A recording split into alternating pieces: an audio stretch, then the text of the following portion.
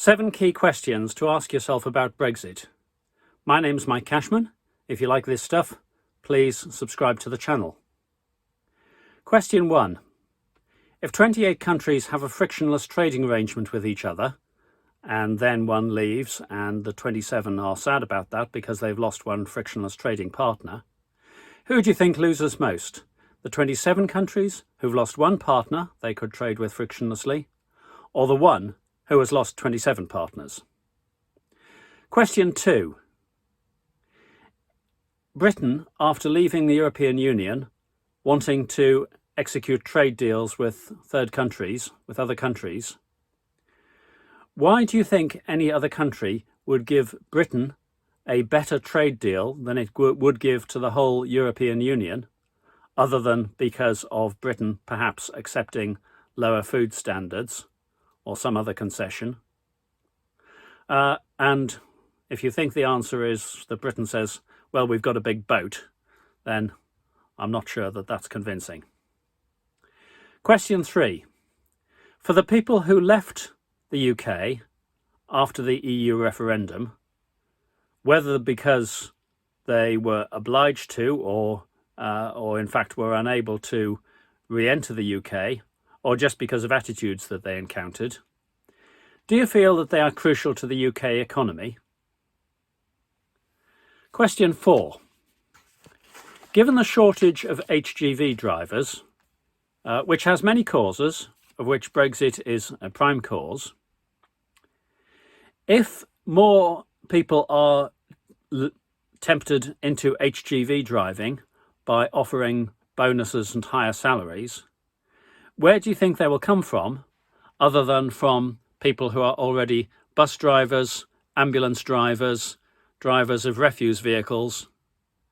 So, do you think higher wages will actually solve the problem, or just move it around, given that you can't rapidly increase your workforce other than by immigration?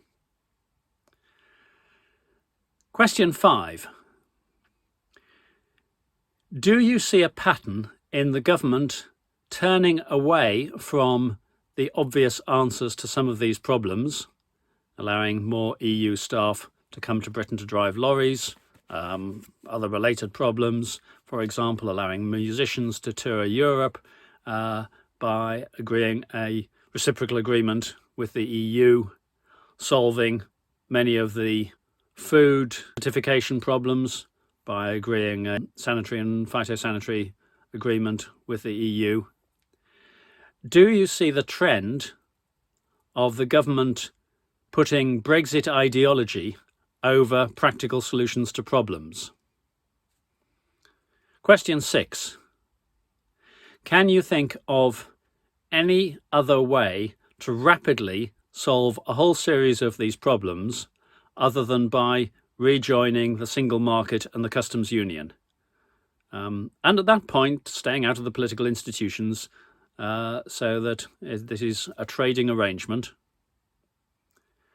Question 7. Can you see this government ever agreeing to any of this? Or do you see that in order to solve any of these problems, it will be necessary to have a different Prime Minister? Don't worry about it, Tories. You generally change your Prime Minister between general elections more often than not. You even change your leader between elections more often than not, even when you've won. I'm looking at the post-World War II era.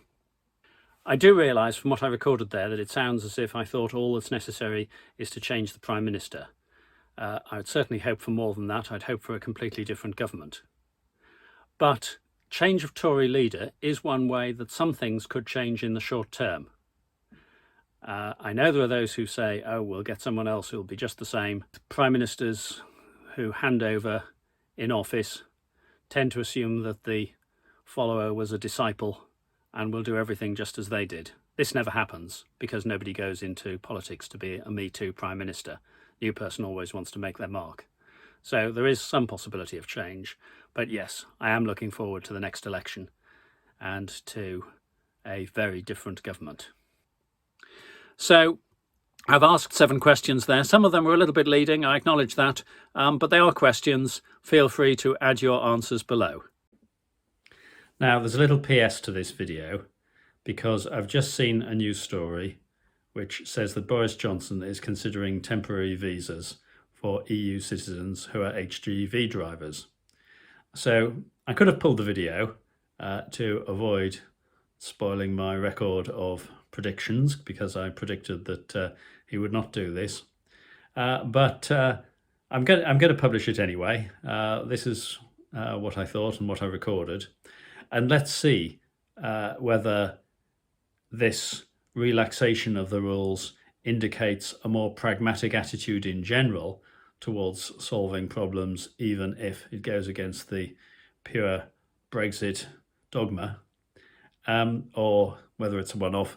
Let's also see whether these people to whom we've said as a country, legislatively and in other ways, go away, we don't want you, we don't want you, we don't want you, we don't want you, that if we now say, oh, we do want you, actually, please will you come back, let's see what impact that has.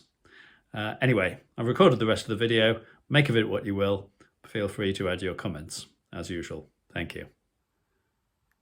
I'm Mike Cashman. Thank you for watching. Do subscribe to the channel.